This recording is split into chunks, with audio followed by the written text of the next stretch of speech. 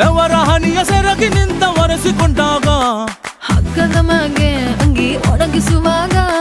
ನಿನ್ನ ಮೈಯ ವಾಸನೆಯು ನೆನಪಾದಾಗ ಎರಡು ಕೈಯ ನೆತ್ತಿ ನೀನು ಜಡಿಸುತ್ತುವಾಗ ದಿಮ್ಮನಪ್ಪಿಕೊಂಡು ನಿದ್ದೆ ಮಾಡುವಾಗ ಸುಸ್ತಾಗೋಗಿ ನೀನು ಆಕಲಿಸುವಾಗ ಬತ್ತವಲ್ಲ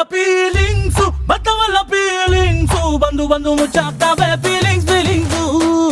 ಬತ್ತವಲ್ಲ ಫೀಲಿಂಗ್ಸ್